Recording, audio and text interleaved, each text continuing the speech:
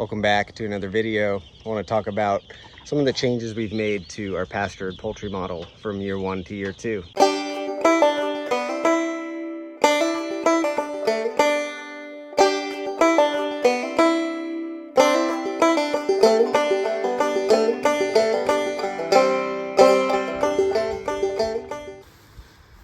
Second batch of chicks getting ready to arrive this morning. Just gonna go pick them up.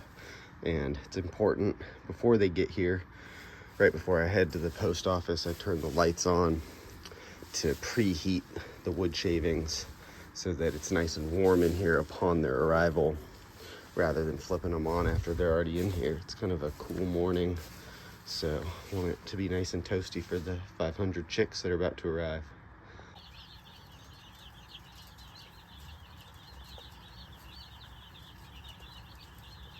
March 29th, still getting hard frosts. Easy to get fooled by these warm days that start coming in February, but spring is not fully warmed up yet.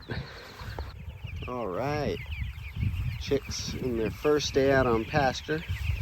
We just brought them out and placed them in, and they're taken to their new setup really well.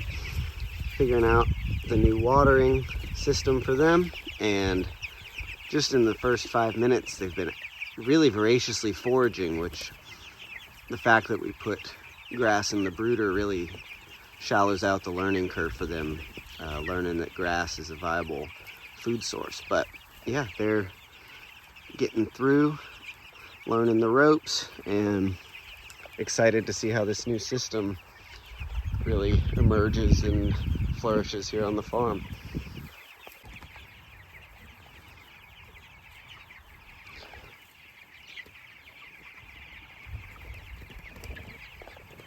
Last year we rationed their feed to 3 meals a day, but we're trying to cut labor on this enterprise, and we're experimenting with giving them 1 daily ration at movement.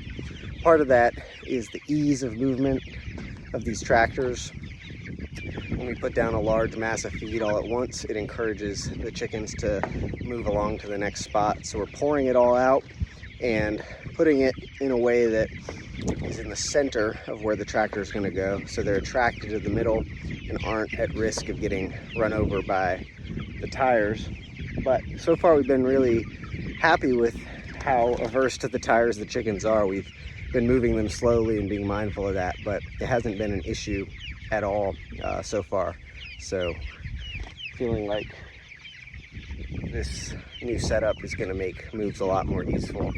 This is a smaller batch to start, in part because of high mortality in the male when they arrived, but it's good to get some reps in, and with 300 chickens out here, we're able to move them each day from one paddock to another in just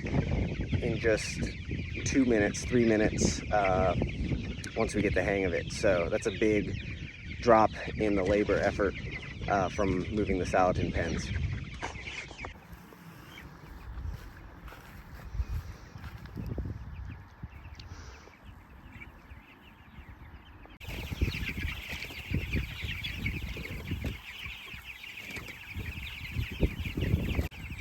Another big improvement is the cane waterers that we rigged up this year compared to the Plasson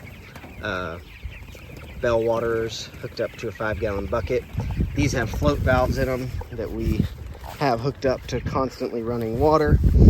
Got a quick shut-off valve for working on them or moving them, but this runs to a spigot and brings water to them 24/7, and it's really easy to just move these 3 little stations. 3 is certainly overkill for 300 chickens, but even 500 to 1,000 would do well with this number of waterers. So trialing that, feeling good about it.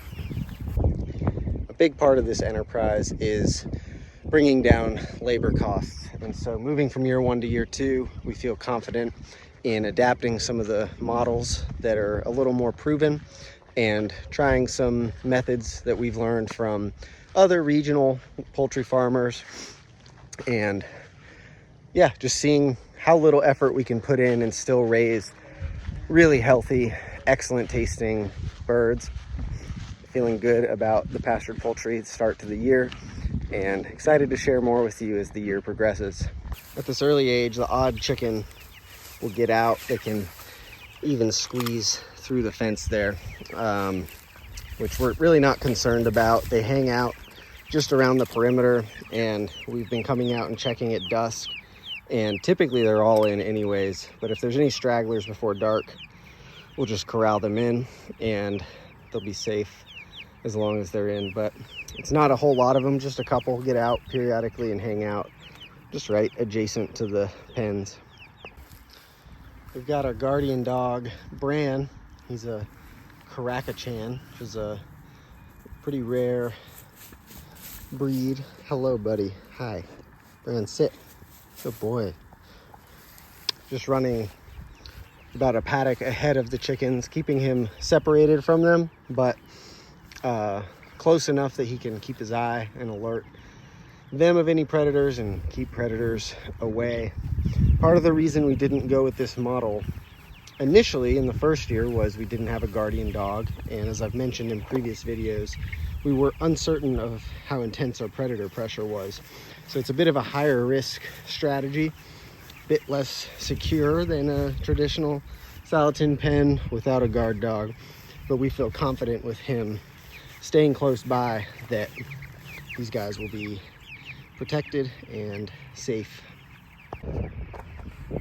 All right, we're just pouring out the feed in a line where the chickens are gonna go. They're getting used to their daily move, so they're kind of seeing what's going on here. And like I said, we'll just pull the chicken tractor right over the line of feed and they'll probably just follow right along. This is only their fourth move, so it's cool to see them getting the hang of it. So we've got yesterday's paddock set up and we're just opening up into today's and pull the tractors right along. So he's pulling back, easy to move, and keeping a really close eye on the tire tracks. But as you can see, the chickens aren't really in the way at all. They seem to be kind of clustered here, but what we've noticed is there tends to be some kind of critical mass where enough of them get the picture, like you see here, they all start making their way across, following the leader.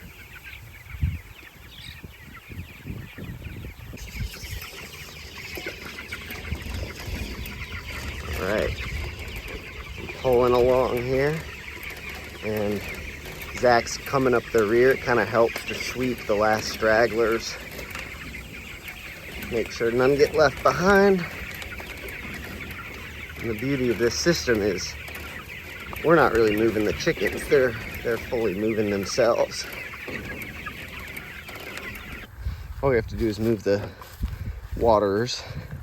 Simple little light rig that easy to move, and then we don't have to worry about water all day.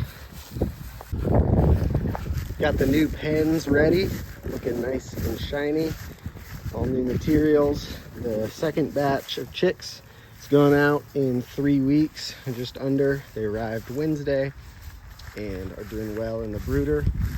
But this is the 2.0 improved version of our first iteration of remodeling the chicken tractors, and I think that these are going to last a long time.